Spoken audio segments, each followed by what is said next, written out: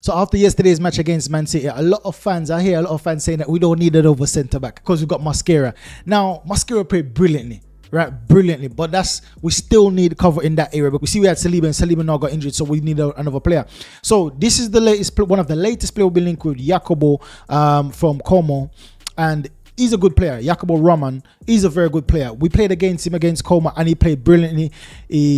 Brilliant challenge there. So he's a guy that loves to get to the ball. He loves to go to floor. Look at that. He loves a bit of slide challenge, and it reminds me similar to Vidic. Vidic used to love a bit of slide challenge at United.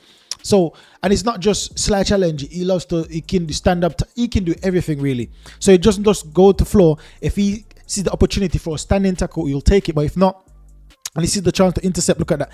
When you see the chance to intercept, he will try to get a foot in by whatever means. So something to talk about. He's only 21 and he's coming through Real Madrid's youth academy, and then Como signed him from Real Madrid youth academy. So he's very good on the ball as a Spanish international, 21 years old, Spanish, very good on the ball, very composed as you can see, and he's very tall. He's 6'5". So he's potentially a player for the future if we can sign him. So it depends on what Arteta and Berta, brilliant cross there. What a cross. You see that cross there? And the finish is magnificent. So we know that Saliba don't score as much as Gabriel. But if this guy comes in and can potentially give Saliba a run for his money, do you know what I mean? Or start in the occasion, look at the composure. Or start in the occasional 1 or 2 matches, then it could be a very brilliant partnership with him and Gabriel. Now, I know some people may hear that and misunderstand what I'm saying. I'm not saying that we should replace Saliba. Let me get that. I'm not saying that. Let me get that clear, right? All I'm saying is that if we can sign this player and he does come on to play in some match, Gabriel, one of the best headers in the league and potentially in the world as a centre back, as a defender, and this guy looks to be very tall as well. He looks to be a very good header of the ball. When he played against us, I see him get lots of chances. At headers. So we weren't the only club that was trying to sign him. Chelsea were trying to sign him as well. So it looks to be like a player in high demand because of his basically skills he's been showcasing since the last season for Como.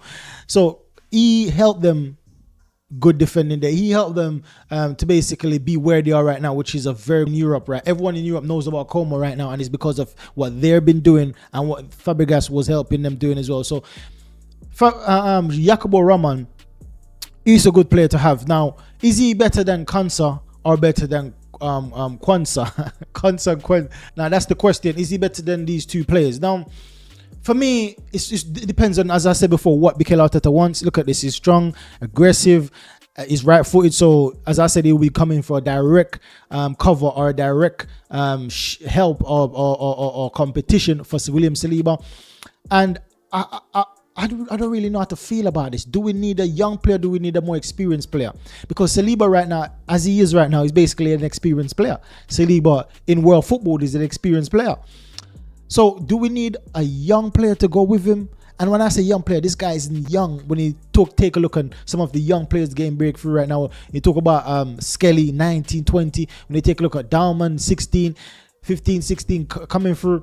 These players come through, Salman coming through 16. These players come through early now. So these, I don't even know if you actually call Ramon a young player. Look at, I love that switch. That's a brilliant switch there. So he's got a very good eye vision, very good passes there. He's got very good vision and he has the skill to execute under a vision.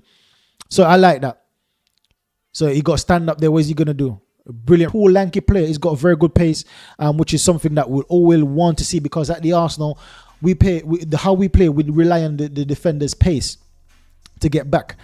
Because we play a bit of a high line, so we need pace. We need players with pace to get back and make challenges. So yeah, this guy ain't gonna win out to position himself in good heading areas. So yeah, man, I wouldn't mind seeing this play at the club. But once again, it's down to Mikel Arteta. Do you need experience in Konsa?